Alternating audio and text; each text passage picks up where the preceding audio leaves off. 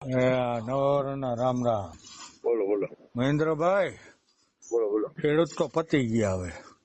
હા તો આપણે શું બીજું કરીએ આપણે, તમે કયો. અમારે તો મેં ન કરવાની રજૂઆત કરી આવ્યા છીએ આપણે સરકારમાં. આપણે શું કરીએ એટલે કૃષિ મંત્રીને કરીએ એમ આવ્યા નહીં, રજૂઆત. ઉદ્યોગપતિને બધું દેવાનું. ખેડૂત આ કયો વિષય? એમ હું એમ કહું, આજ મને બળતરા ઉઠી. ખેડૂતોને સહાય તો આપવાના જ છે, સરકાર હું કરે જ ધતુરો છે કંઈક. આપશે.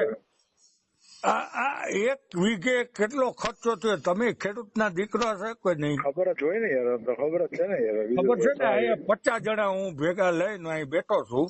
ક્યાં ગામ છો? લાઈટ જ છું, લાઈટ જ રહેવાનો છું. બરાબર છે. રજૂઆત કરી સરકારમાં. હું આખો દી રોકાણો, મુખ્યમંત્રીને કે આવ્યા છીએ, લેખિત આપ્યું, મૌખિત આપ્યું, બધું કરી આવ્યા છીએ.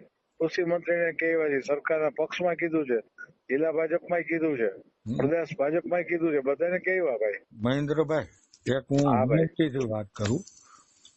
આપણે જે તે વખતે ઓનલાઈન ખેડૂતને કરવાની હતી મગફળીની, બરાબર, ત્યાં તમને સેટેલાઇટમાં એમ દેખાતું હતું કે અહીંયા પોપિયા છે ને મગફળી નથી. તો ઓનલાઈનમાં આ ત્યાં બેઠેલા નેતાઓ એને ઓનલાઈનમાં નથી ખબર પડતી કે વેરાવળ કે રાજુલામાં ને પાથરા તણાણા એ નથી દેખાય. પાટલા તો રાજુલામાં ગયા હતા, મંત્રીઓ જ ગયા હતા બધા. હા, તો મંત્રીઓ હું આપી દેવાના? મને એ કઈ સમજણ નથી. કઈક રજૂઆત તો સરકાર કરે છે ભાઈ, તૈયારી કરે છે, સર્વે કરવાના છે. તમે 1000 રૂપિયા દો તો વીઘે ખર્ચે 30,000 થઈ ગયો મહેન્દ્રભાઈ ખર્ચો. સાચી વાત છે. અને માથે ઓઢીને રોવે છે ખેડૂત.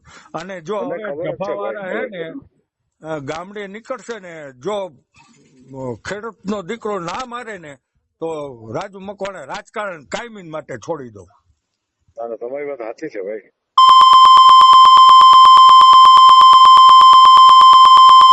બસ છે હવે.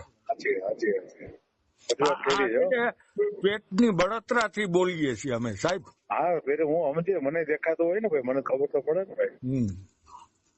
50 વીઘા અમારી જમીન છે. હા હા, માલ્યો નથી આવે એમ, બધું પલળી ગયું. અને આપીને શું દે ઓલા ઉદ્યોગપતિ ને ઓલો આલ્યો ને માલ્યો એ ઉપાડીને વયા ગયા.